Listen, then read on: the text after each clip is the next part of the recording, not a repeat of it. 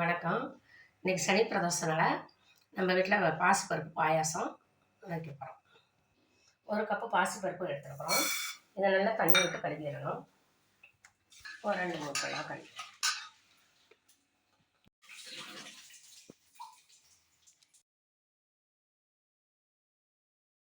தண்ணி 1 கப்பு 1 செம்பு விடணும். கொஞ்சம் 1 சிட்டிக்கு உப்பு போட்டுக்கணும்.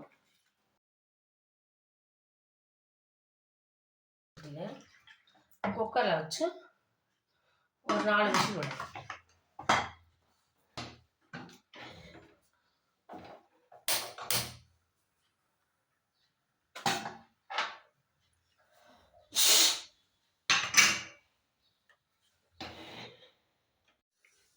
பருப்பு வெந்துருச்சு, இறக்கி வச்சுட்டோம். அடைச்சிட்டு அடுப்பில் போட்டு வெண்ணெய் கொஞ்சம் போட்டு காஞ்சோடனே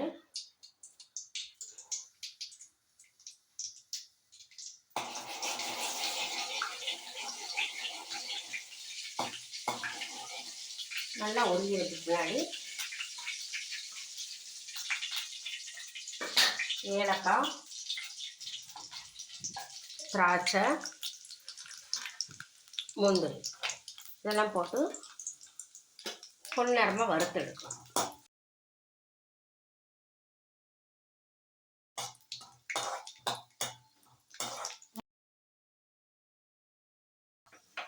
அடுப்பு ஆஃப் பண்ணிடலாம்.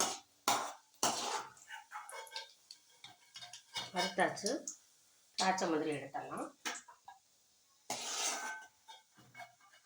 எடுத்து பிளேட்டுக்கு மாற்றிடணும்.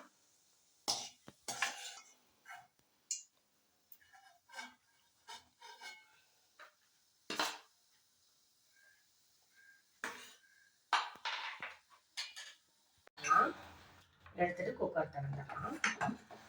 பருப்பு நல்லா வெந்துருச்சு. இப்போ நல்லா மசிச்சு விடணும்.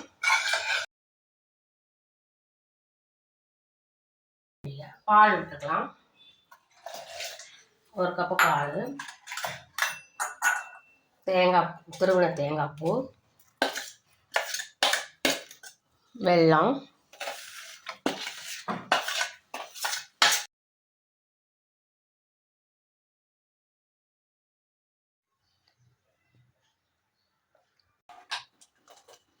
ஒரு கொதி வச்சுனா வச்சு தண்ணி